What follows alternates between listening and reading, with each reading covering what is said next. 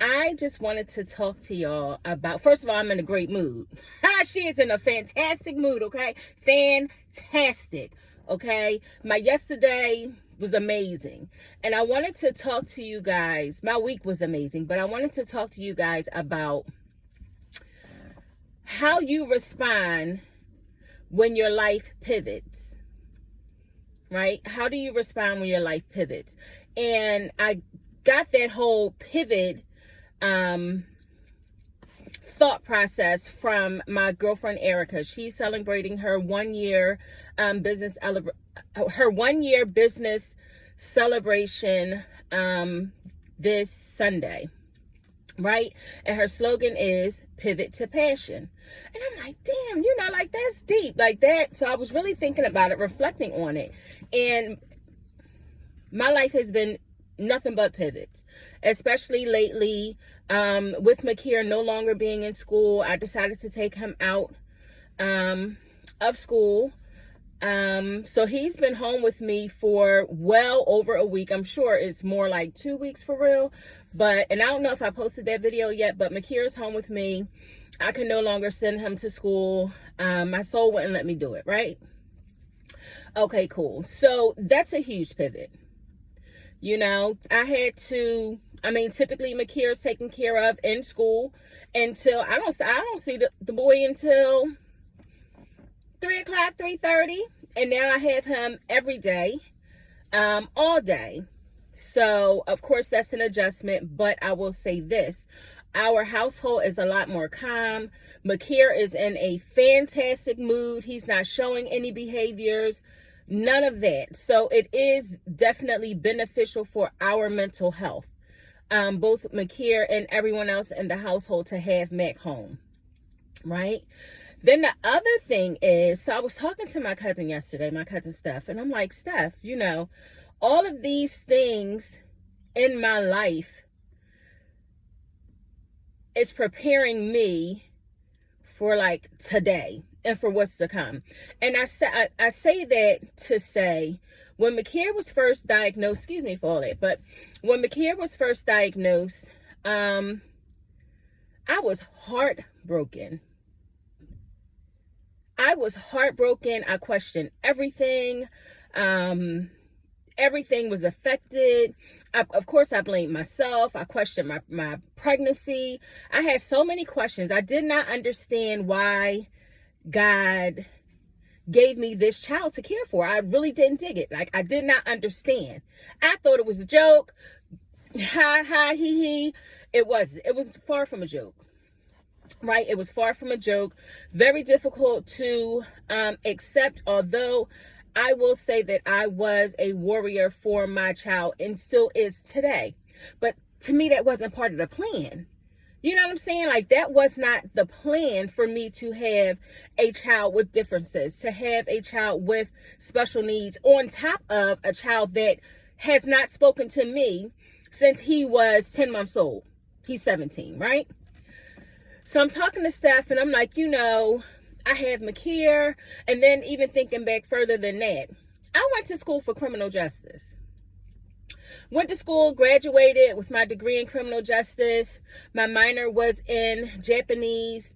That was my trajectory to me. I wanted to be a lawyer. A judge. I wanted to be a judge. That was like my thing. I wanted to be a judge, right? My girlfriend Kenya, we home chilling. She called me. She like, Nikki, Belmont is having an open house. Now, she was in nursing school at the time. She's like, Belmont is having an open house. And I'm like, yeah, and I don't want to there. But she was like, come on, like, just come to the open house. I'll take you to dinner. She gets to the house. I got jeans on. She like, come on, please, just put some pants on. I'm like, listen, at this point, I'm working at Fridays. I'm 21 years old. I'm Fridays back in the day. So if you know, you know. So I'm getting to the money. Living my best life, okay? Anyway, go with the bestie to the interview. I'm real lax with it. Here with it. Looking all around. I don't even think I had a cell phone back then, but I'm looking all around, whatever. It really wasn't a big deal. Had an interview.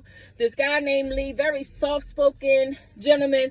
He was a gem. Anyway, so we're talking and he's like, well, Nicole, you know, why do you want to work in psych? And I told him, I said, well, honestly, I mean, my best friend kind of talked me into it. We supposed to go to dinner after this. He like, wow, you know, so we giggled about that. And then I told him, I said, well, I guess I'm here because my mom, you know, is bipolar and I deal with this in the house. So, I mean, I guess I could deal with it at work.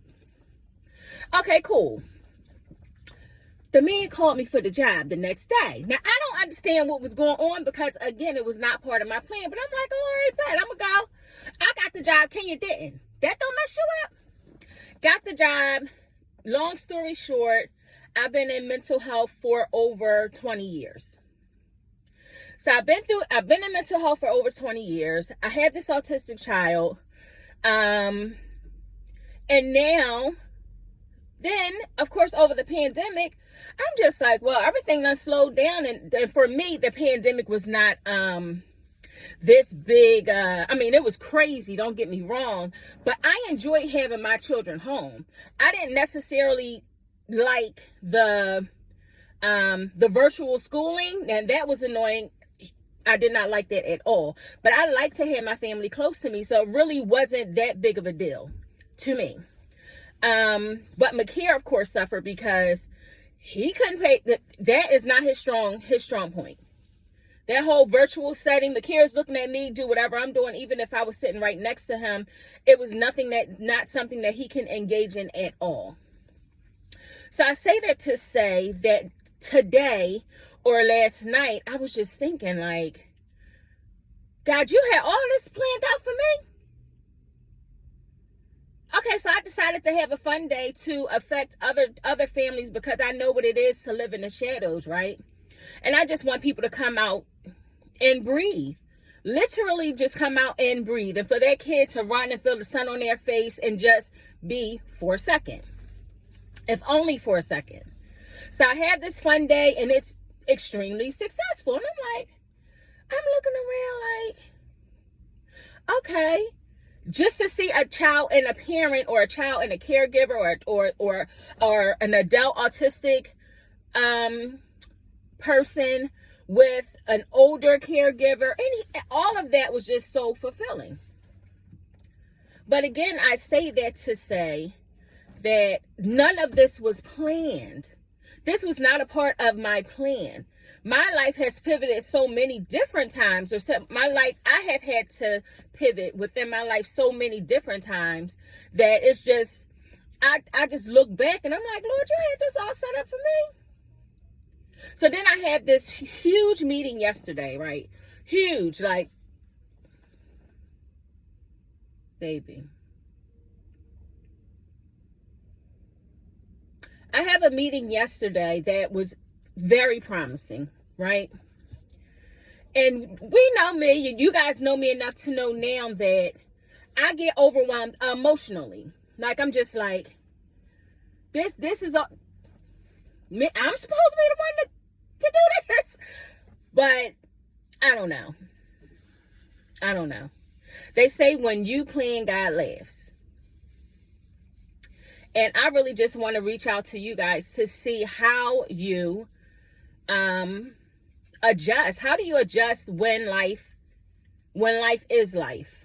Whether it's work, whether it's with your kids, relationships, yourself, your emotional health.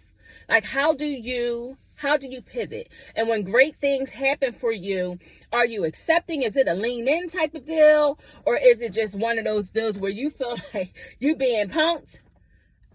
Oftentimes, I'm the one that I feel like I'm being punked. I'm just looking around like, you can't, this can't be.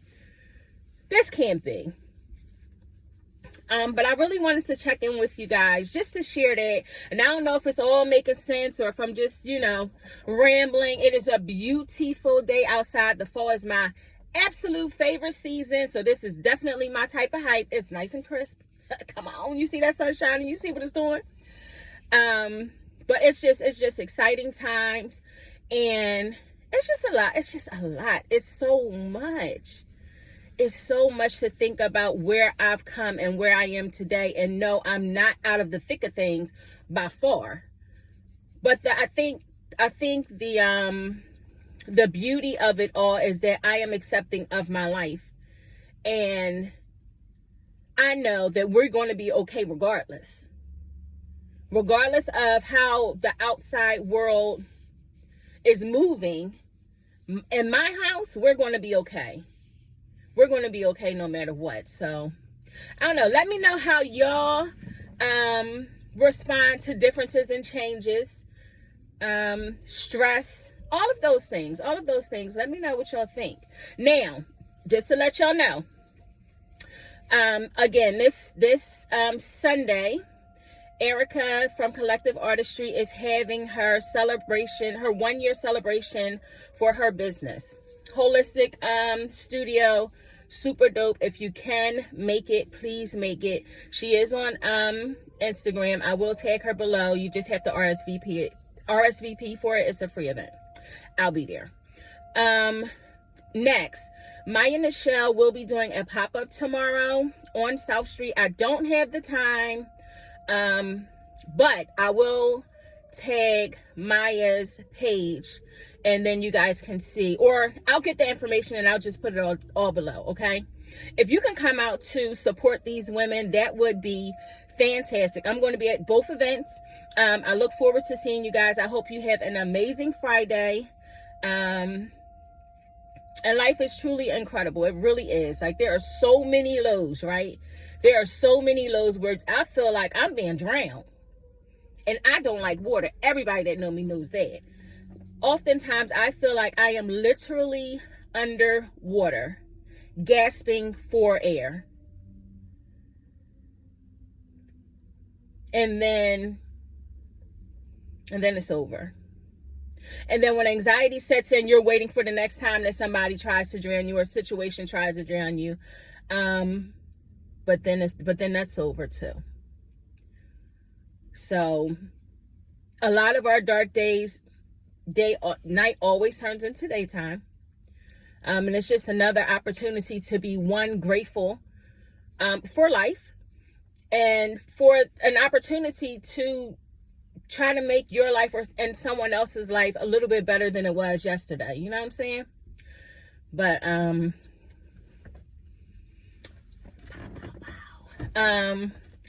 in a great mood. I'm in a fantastic space.